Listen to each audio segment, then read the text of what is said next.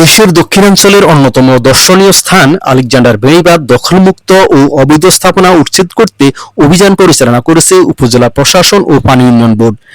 শনিবার সকাল 10টা থেকে দিনব্যাপী এই অভিযান পরিচালনা করেন উপজেলা নির্বাহী কর্মকর্তা নীলুফা ইয়াসমিন নিপা।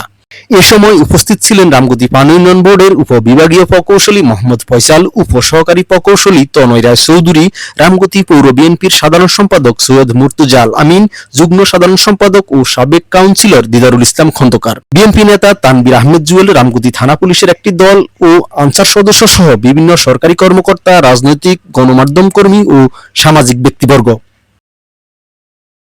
লক্ষ্মীপুর জেলা পানি উন্নয়ন বোর্ড সূত্রে জানা যায়, উপজেলার আলেকজান্ডার বাজারের দক্ষিণে অবস্থিত মেঘনা তীর সংরক্ষণ বেড়িবাঁধের 4.5 কিলোমিটার অংশের সেন্টার খাল থেকে পাটোয়ারি তেমনি পর্যন্ত প্রায় 61টি অবৈধ স্থাপনা গড়ে উঠেছে। গত কয়েক মাস ধরে এসব স্থাপনা গড়ে উঠলে এই ধরনের উচ্ছেদ অভিযান পরিচালনার উদ্যোগ নেয় প্রশাসন। দীর্ঘদিন পর্যন্ত দেখতেছি যে বেড়িবাঁধের উপরে বেড়িবাঁধকে ধ্বংস করার জন্য কিছু দুষ্কৃতিকারী যারা ব্যবসার নাম করে বেড়িবাঁধের উপরে টেকসই ঘরবাড়ি বানানোর চেষ্টা করছে। আমরা চেষ্টা করেছি যে এগুলোকে উচ্ছেদ করার জন্য। আজকে আমরা আনন্দিত যে প্রশাসনের সহযোগিতা এবং পানি উন্নয়ন বোর্ডের সহযোগিতায় আমরা এই এলাকার মানুষ যারা আছি, যারা এই এলাকায় বসবাস করতেছি, আমরা টেকসই বেড়িবাঁধকে রক্ষা করতে চাই। এই উচ্ছেদ অভিযানটা আসলে এটা এমন একটা পয়েন্ট, এখানে বৃহত্তর এই চট্টগ্রাম বিভাগের অনেক জায়গার দর্শনার্থী আসে, বিশেষ করে ঈদে এবং শুক্র শনিবার আসতে গিয়ে এখানে অনেক প্রতিবন্ধকতার সৃষ্টি হয়।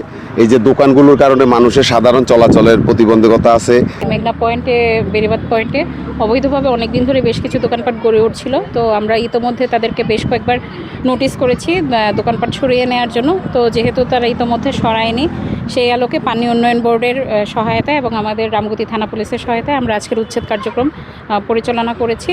আমাদের এই উচ্ছেদ কার্যক্রমের অভিযান অব্যাহত থাকবে পরবর্তী। এটা একটা সামাজিক প্রতিরোধ হওয়া দরকার, ঠিক আছে? শুধুমাত্র উপজেলা প্রশাসন শুধু এককভাবে অভিযান অব্যাহত রাখবে বিষয়টা এরকম না। এখানে পানি উন্নয়ন বোর্ডের যেহেতু বেড়িবাঁধ, তাদের সহযোগিতা প্রয়োজন। তারা আশ্বস্ত করেছে তাদের সহযোগিতা অব্যাহত থাকবে এবং একই সাথে এলাকার যারা গণ্যমান্য ব্যক্তিবর্গ আছে বা স্থানীয় যারা নেতৃস্থানীয় লোকজন আছে, আমরা তাদেরও সহযোগিতা কামনা করছি।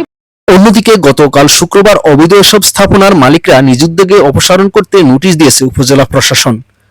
নির্ধারিত সময় শনিবার সকাল 9টার মধ্যে মালিকরা এসব দোকান ও স্থাপনা সরিয়ে না নেওয়ায় উপজেলা প্রশাসন ও পানি উন্নয়ন বোর্ড এই উচ্ছেদ অভিযান চালায়। এতে সবগুলো স্থাপনায় সরিয়ে দেওয়া হয়েছে, কেটে দেওয়া হয়েছে বিদ্যুৎ সংযোগ। পুনরায় যেন এসব স্থাপনা আবার গড়ে উঠতে না পারে এ বিষয়ে দেওয়া হয়েছে কঠোর নির্দেশনা। উল্লেখ্য, 2015 সালে 198 কোটি টাকার একটি প্রকল্পের আওতায় বাংলাদেশ সেনাবাহিনীর সরাসরি তত্ত্বাবধানে মেঘনা তীর রক্ষায় 4.5 কিলোমিটার বেড়িবাঁধ নির্মাণ করা হয়।